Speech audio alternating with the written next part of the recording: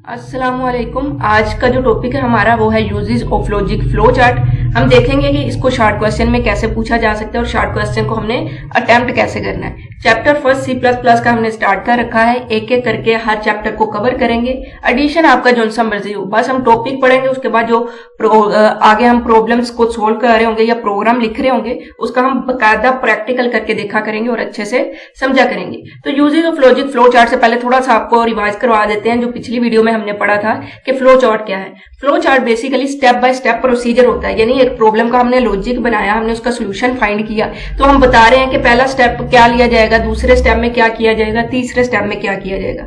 अब जो ये बता रहा है कि एक स्टेप के बाद किधर जाना है, दूसरे स्टेप के बाद किधर जाना है, इसको हम फ्लो कहेंगे। तो फ्लो बेसिकली है स्टेप बाय स्टेप प्रोसीजर है एक प्रॉब्लम के सोल्यूशन का। और चार्ट का मतलब होता है उसकी डायग्राम बना देना, उसको ग्राफिकली रिप्रेजेंट कर देना कुछ सिंबल्स का इस्तेमाल करते हुए। तो फ्लो चार्ट क्या हुआ? Flow chart step by step procedure की डायग्राम को हम फ्लो चार्ट कहते हैं। और स्टेप बाय स्टेप प्रोसीजर बार बार मैं इसलिए कह रही हूँ, आपके ज़हन में आया होगा अलगार्थम। जी हाँ, बिल्कुल फ्लो चार्ट अलगार्थम की ही डायग्राम होती है, यानी जो हमने अलगार्थम बनाया, स्टेप बाय स्टेप प्रोसीजर बनाया, उसी को जब ग्राफिकली रिप्रेजेंट करेंगे उसको हम फ्लो चार्ट कहेंगे। तो फ्लो चार्ट बिल्कुल ऐसे ही है जैसे कि एक बिल्डिंग से पहले एक नक्शा होता है, फिर उसके बाद बिल्डिंग उस पर खड़ी कर दी जाती है। तो इसी तरह कोडिंग करने से पहले, प्रोग्राम कोड करने से पहले हम एक फ्लो चार्ट बनाएंगे और उस फ्लो चार्ट के मुताबिक हम कोड कर लिया करेंगे। तो इतना तो हमने पिछली वीडियो में पढ़ा था। तो आज हम देख रहे हैं use of logic flow chart. ये आपको ऐसे भी आ सकता है कि फ्लो चार्ट के यूजेस बताएं, या फिर आपको ऐसे भी आ सकता है कि फ्लो चार्ट की इंपॉर्टेंट बताएं, या फिर ये क्वेश्चन शॉर्ट क्वेश्चन ऐसे भी आ सकता है कि फ्लो चार्ट के बेनिफिट एडवांटेजेस ये बताएं कि किस तरह से वो आपको फायदा देगा। ठीक है, तो इस तरह से मुख्तलिफ तरीके से वो आपको पूछ सकते हैं, उसमें आपने यही पॉइंट लिखने होते हैं। तो flow chart is use to represent an algorithm in simple graphical manner. उसने कहा कि जो फ्लो चार्ट है इसकी वजह से हम जो एल्गोरिथम है उसको सिंपल, मजीद सिंपल कर देंगे, उसको उसकी ग्राफिकल डायग्राम बना देंगे। तो डायग्राम को देखते ही हमें पता चल जाएगा कि क्या क्या स्टेप लिए जा रहे हैं, क्या फ्लो है प्रोग्राम का। तो पहला पॉइंट क्या हमने देखा कि फ्लो चार्ट का इस्तेमाल ये है कि हम इसके जरिए जो एल्गोरिथम है उसको ग्राफिकली रिप्रेजेंट कर देंगे, जो कि ज्यादा आसान हो जाएगा। Flow chart is use to show the step of an algorithm in an easy way, यानी जो एल्गोरिथम का एक एक स्टेप है जिसको हमने एक एक सिंपल इंग्लिश में लिखा हुआ है उसको मजीद इजी वे में रिप्रेजेंट कर रहा होगा, शो करवा रहा होगा। डायग्राम को देखते ही हमें समझ आ जाएगी कि इसमें क्या हो रहा है, यहाँ पे क्या हो रहा है। तो flow chart is use to understand the flow program का जो फ्लो है उसकी भी हमें समझ आ जाएगी। फ्लो चार्ट से हमें पता चल जाएगा कि इसके बाद कहां पे जा रहा है प्रोग्राम, क्या करेगा, इस स्टेप के बाद प्रोग्राम में क्या करना होगा। तो हमें सारा फ्लो जो प्रोग्राम का है उसकी समझ आ जाएगी। तो flow chart is use to improve the logic for solving a problem. जो प्रॉब्लम को हमने सोल्व करना है उसके लॉजिक को इंक्रीज कर देता है, यानी हम उसका लॉजिक अच्छे से डिफाइन कर पाते हैं, हम उसका सोल्यूशन बना पाते हैं, हमें समझ आ जाती है जब हम ग्राफिकली हर चीज को शो करवा देते हैं। Program can be review and debug easily. बहुत इंपॉर्टेंट पॉइंट है कि जो प्रोग्राम है उसको हम रिव्यू कर सकते हैं, देख सकते हैं और डिबग कर सकते हैं इजीली। यानी अगर कहीं पे आपका प्रॉब्लम जो है ना वो सोल्व नहीं हो रही, कहीं पे बग आ रहा है, बग का मतलब ये होता है प्रोग्रामिंग जुबान में कि कहीं पे एरर आ रहा है, कोई गलती हो रही है, कुछ समझ नहीं आ रही, हमारा प्रोग्राम एग्जीक्यूट नहीं कर रहा। हो सकता है इस वक्त ये आपको लफ्ज थोड़े से बड़े बड़े लग रहे हो, लेकिन फिलहाल इतना समझे कि बग का मतलब है कि कोई एरर है, कहीं पे कोई गलती है, उस एरर और गलती को रिमूव कर देना डिबग हो जाता है। तो फ्लो चार्ट से हम इजीली प्रोग्राम को देख सकेंगे, जहां पे भी कोई गलती होगी उसको हम डिबग कर लेंगे, हमारा जो प्रोग्राम है वो अच्छे से डिबग हो रहा होगा।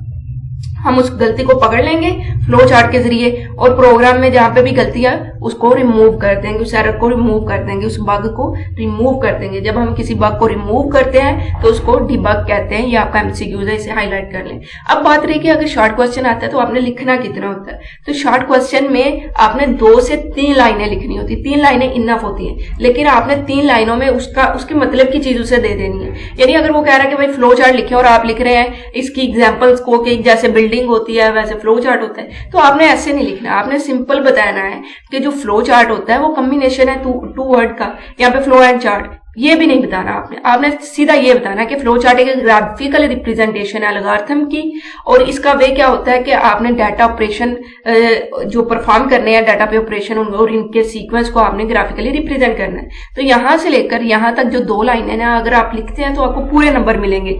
लेकिन अगर आप सिर्फ इधर उधर की बातें लिखते हैं और उसने आपको पूछा सिर्फ मुझे फ्लो चार्ट बताओ, तो हो सकता है फिर आपको वो सही तरीके से नंबर ना दे, 1 दे दे, 2 नंबर का होता है बेसिकली शॉर्ट क्वेश्चन। तो आपने ये देखना है कि जो उसने पूछा है उसके मुताबिक आपने उसको रिजल्ट प्रोवाइड करना है। तो यहाँ पर फ्लो चार्ट का शॉर्ट क्वेश्चन के लिए आपने मार्क कर लेना है कि यहाँ से लेकर यहाँ तक शॉर्ट क्वेश्चन के लिए मैंने पढ़ना है, और बाकी मैंने जेन में रखना है इसके कंसेप्ट को कि फ्लो चार्ट बेसिकली है क्या। क्योंकि जब लॉन्ग में आता है तो फिर तो आपने लिखना होता है जो भी आपके जेन में आता है, लेकिन स्टार्ट आपने कहां से करना होता है, उसके मतलब की चीज से, कि उसे पता चल जाए कि इसको सारी समझ आए। इसने डिफाइन ही 2 लाइन में कर दिया, आगे ये सारी उसी को समझा रहा होगा।